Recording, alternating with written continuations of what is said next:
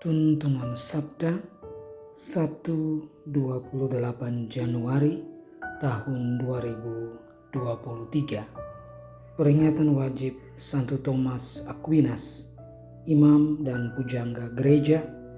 Injil Markus bab 4 ayat 35 sampai 41. Ayat emas ayat 41. Mereka menjadi sangat takut dan berkata seorang kepada yang lain, "Siapa gerangan orang ini sehingga angin dan danau pun taat kepadanya?"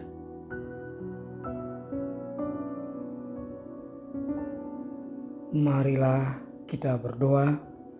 Ya Tuhan Yesus Kristus, hari ini kami memperingati Santo Thomas Aquinas, seorang imam dan pujangga gereja.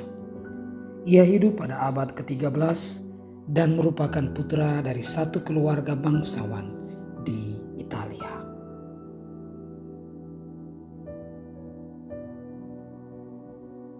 Thomas seorang yang amat cerdas, tetapi ia tidak pernah menyombongkan kelebihannya itu. Ia tahu bahwa pikirannya itu adalah karunia dari Tuhan.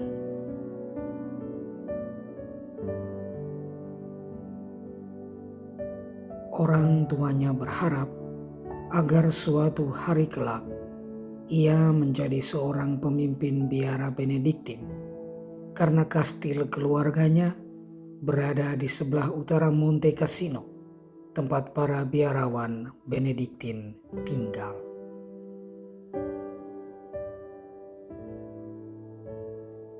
Ketika usianya 18 tahun, ia pergi ke Naples untuk melanjutkan pendidikannya. Di sana ia bertemu dengan suatu kelompok religius baru yang disebut sebagai Ordo para Pengkhotbah.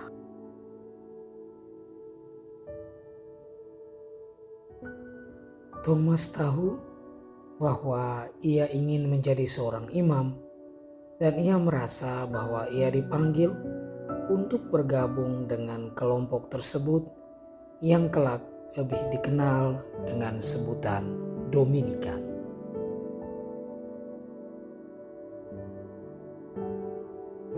Orang tuanya amat marah kepadanya.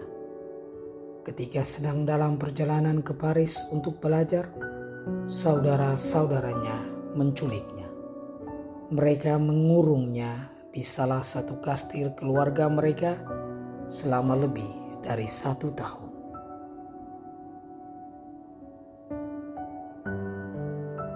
Selama masa itu, mereka melakukan segala daya upaya untuk membuat Thomas mengubah pendiriannya. Setelah 15 bulan lamanya, pada akhirnya Thomas diberi kebebasan untuk memenuhi panggilannya.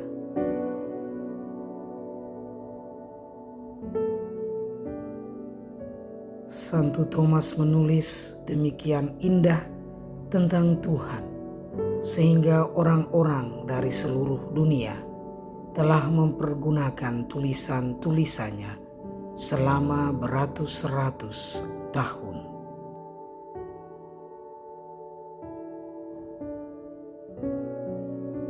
Penjelasannya tentang Tuhan dan tentang iman berasal dari cintanya yang amat mendalam kepada Tuhan.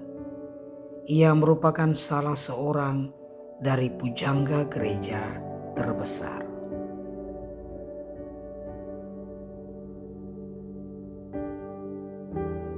Sekitar akhir tahun 1273, Paus Gregorius ke-10 meminta Thomas untuk ambil bagian dalam suatu pertemuan penting gereja yang disebut Konsili Lyon.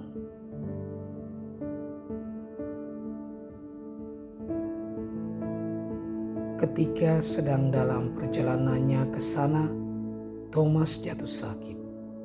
Ia harus menghentikan perjalanannya dan tinggal di sebuah biara di Fassanova, Italia, di mana akhirnya ia wafat.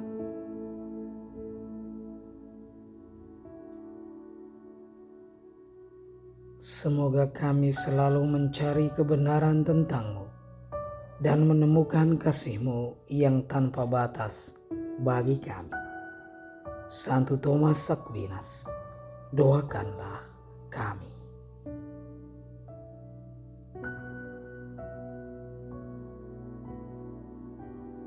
Tuhan memberkati. Salam dan doa.